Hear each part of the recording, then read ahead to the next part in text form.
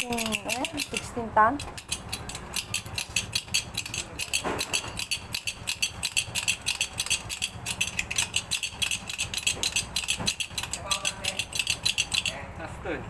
Ilang inches yun ba? Parang okay na yan kahit hindi ano yung truck.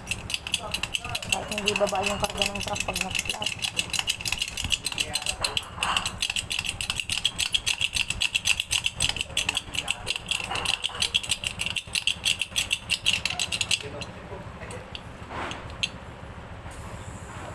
Ganun pala yan. Okay na po.